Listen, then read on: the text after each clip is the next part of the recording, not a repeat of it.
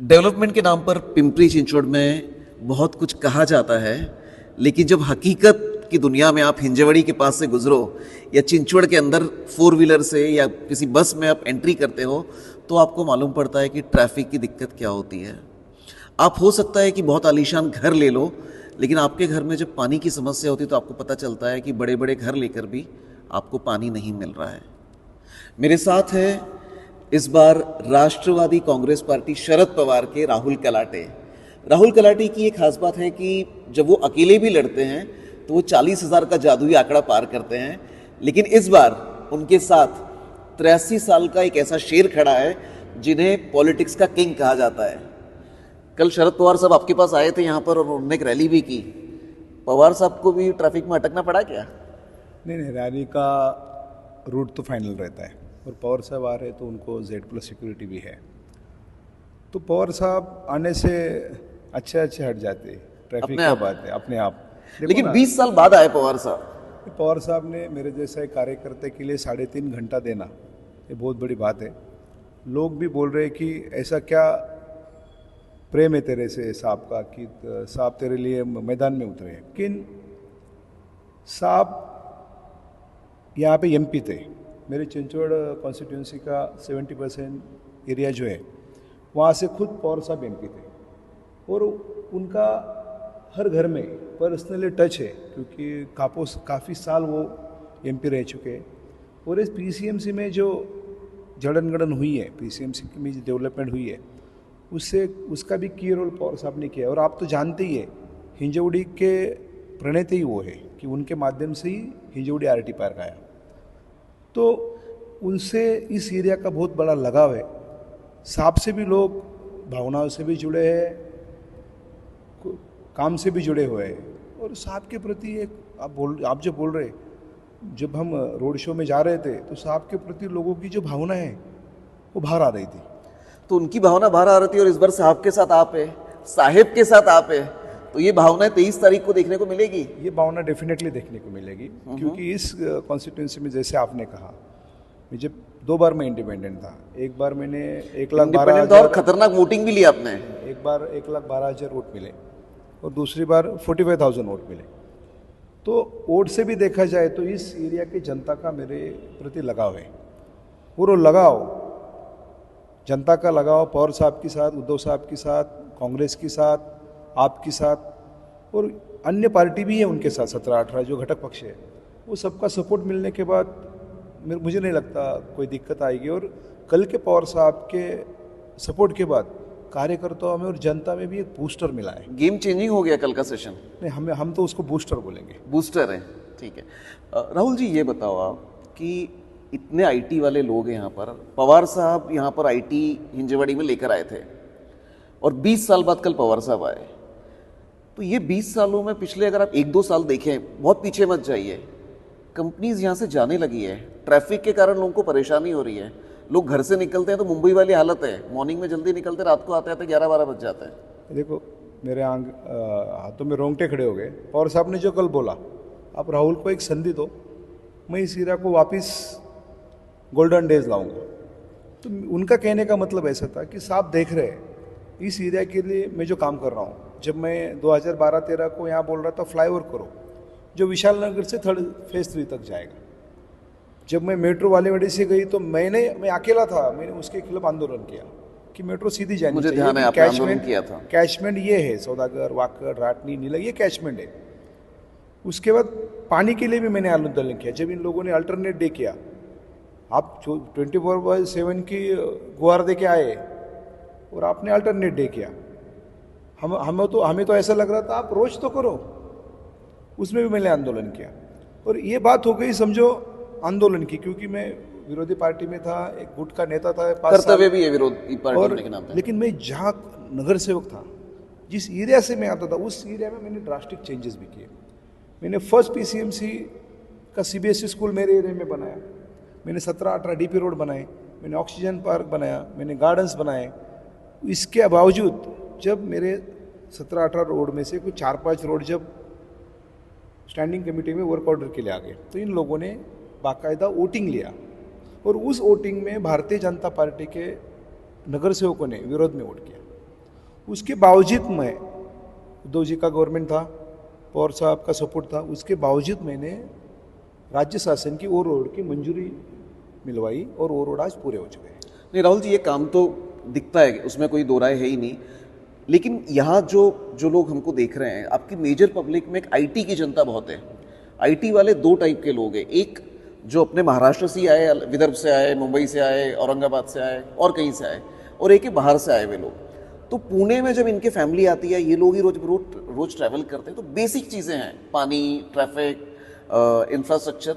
मुझे 3 या 4 ऐसी चीज़ बताओ कि अगर आप आते हो, आई एम श्योर आपको विश्वास होगा, आप आएंगे, और आपको विश्वास होना भी चाहिए एक कैंडिडेट के नाते, आप 3 से 4 लोगों के जीवन में क्या परिवर्तन लेकर आओगे अगर आप आते हो तो? ये देखो, पिछले 20 साल से इस एरिया के लिए एक ही एमएलए, एक ही फैमिली में सब कुछ है। नहीं, एक ही फैमिली नहीं, एक ही एमएलए। समझे पिछले 1.5 साल से उनकी वाइफ थी, अब आज उनका भाई आया।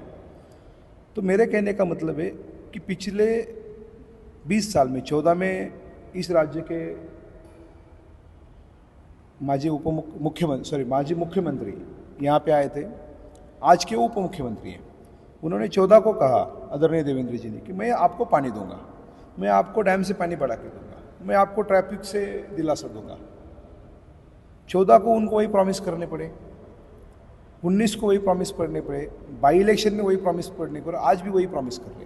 तो खुद देवेंद्र जी ने बताया है कि जो एमएलए यहाँ काम कर रहा था, जो एमएलए का परिवार यहाँ काम कर रहा था, वो फेल्यूर है, वो काम नहीं कर पाए। लेकिन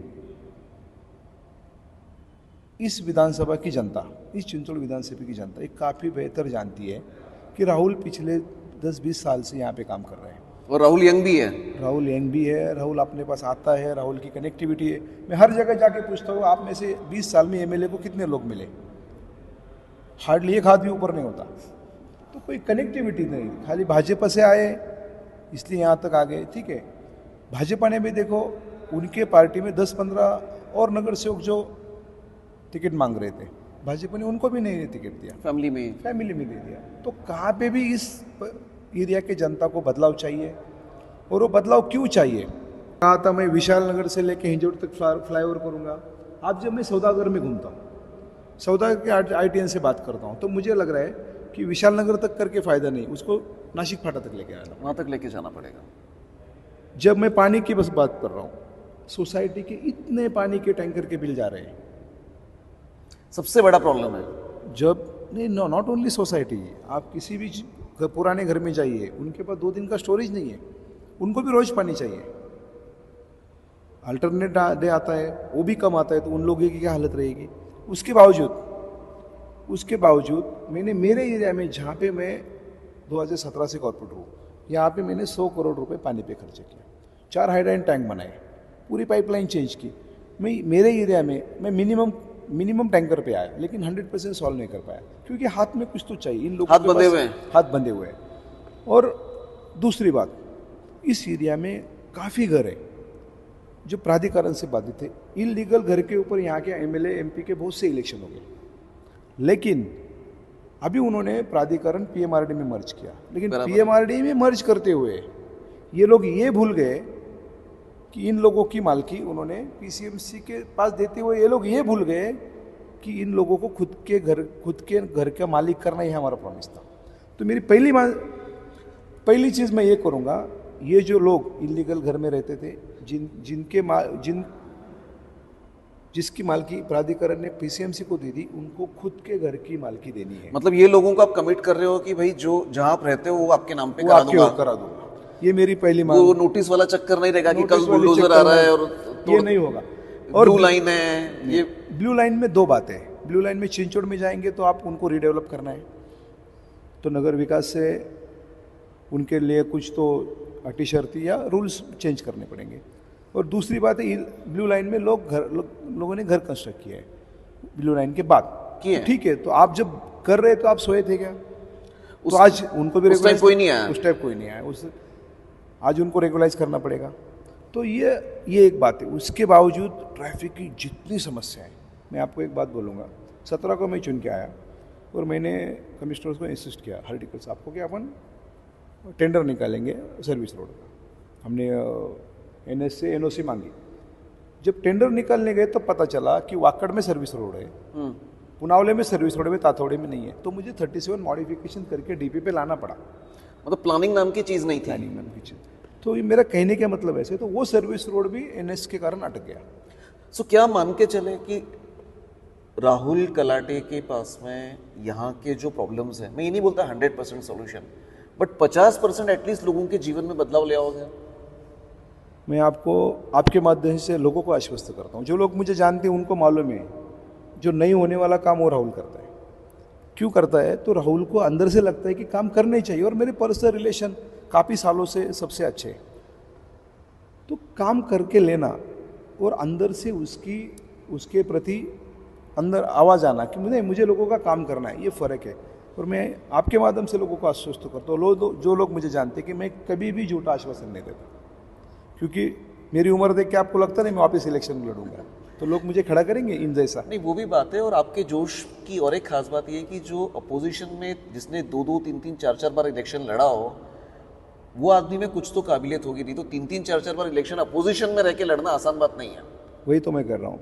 मैं जब इसके पहले इंडिपेंडेंट लड़ा तो देश में एक अलग लहर चल रही थी, और आज जब मैं पवार साहब, उद्धव साहब के उनका सपोर्ट है, उनके सपोर्ट लेके लड़ रहा हूँ, और लहर भी उनके तरफ है, तो गेम चेंजिंग हो रही है। तो ये गेम चेंज हो चुका है। खाली लोगों से मेरी विनती कि आप सब लोग निकलिए बाहर।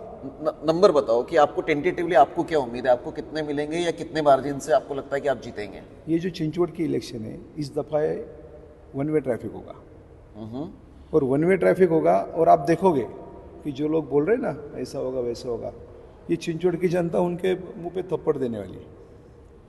टेंटेटिव लीड कितने की उम्मीद कर रहे हो आप? जो लगता है इस राज्य के, इस एरिया के सब लोगों का